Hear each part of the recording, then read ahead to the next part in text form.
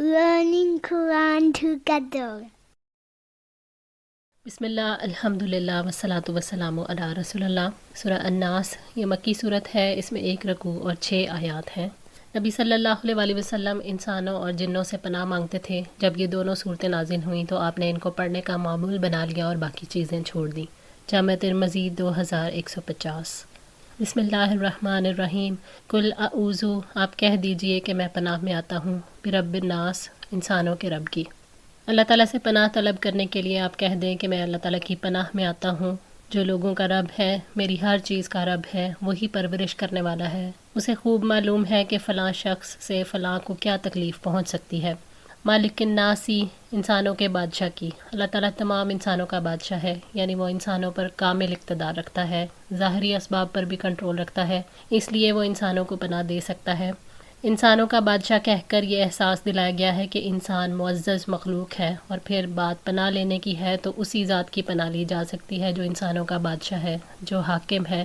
یہ وہ صفات ہیں جن میں شر سے بچانے کا عنصر موجود ہے، وہ شر جو دلوں تک اتر جاتا ہے اور انسان کے بس میں نہیں ہوتا کہ اس سے اپنے آپ کو بچا سکے۔ الہ الناس، انسانوں کے معبود کی۔ الہ کے مفہوم میں یہ بات شامل ہے کہ وہ ہر ایک کی فریاد کو سنتا ہے، ہر ایک کی داد رسی کرتا ہے، وہی ہے جو تمام باطنی اسباب پر بھی اختیار رکھتا ہے، وہی پناہ دے سکتا ہے اور دوسروں کے شر سے محفوظ رکھ سکتا ہے، اس لیے اس سے دوسروں کے شر سے پناہ مانگنی چاہیے۔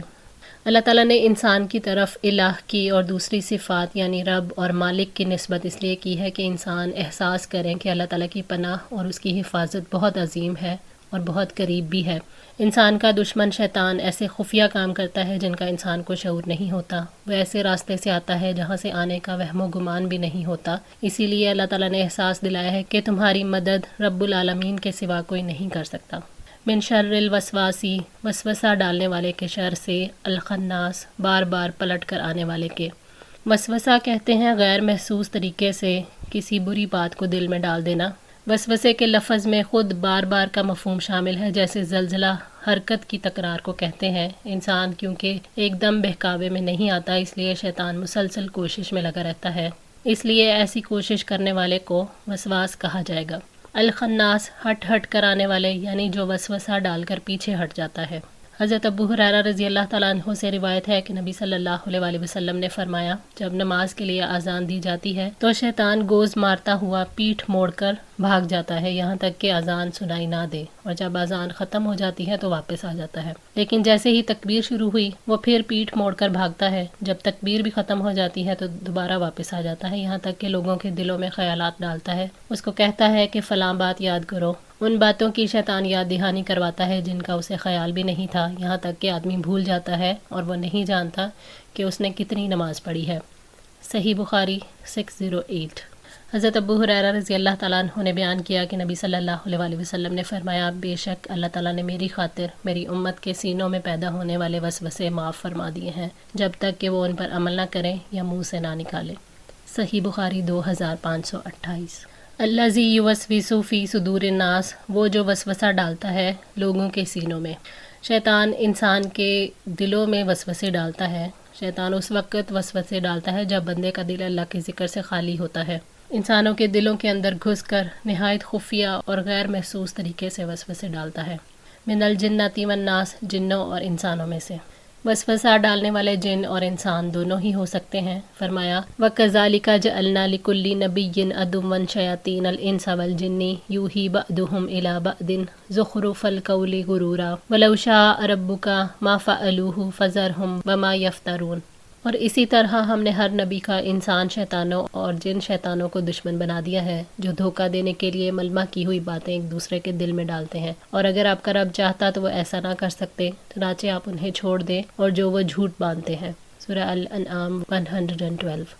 حضرت عبداللہ بن عباس رضی اللہ تعالیٰ عنہ بیان کرتے ہیں کہ ایک آدمی نبی صلی اللہ علیہ وآلہ وسلم کی خدمت میں آیا اور کہنے لگا، اے اللہ کے رسول، ہمارے دل میں کچھ خیالات آتے ہیں، اور وہ اشارے کنائے سے کچھ اس طرح کہہ رہا تھا کہ ان خیالات کو زبان پر لانے کی بجائے کوئلہ ہو جانا اسے زیادہ پسند ہے، تو آپ صلی اللہ علیہ وآلہ وسلم نے فرمایا، اللہ اکبر، اللہ اکبر، اللہ اکبر، حمد اس اللہ کی جس نے اس ابلیس کے مکر کو وسوسے کی طرف لوٹا دیا۔ ابو داؤد 5112۔ الحمدللہ، اللہ تعالیٰ کی توفیق اور مدد سے سورہ الناس مکمل ہوئی۔ اور ہمارا قرآن پاک بھی مکمل ہوا۔ اللہ تعالیٰ سے دعا ہے کہ جو قرآن کے ساتھ ہمارا تعلق اللہ تعالیٰ نے بنایا اسے آخری سانس تک قائم و دائم رکھے، ہمیں استقامت عطا فرمائے۔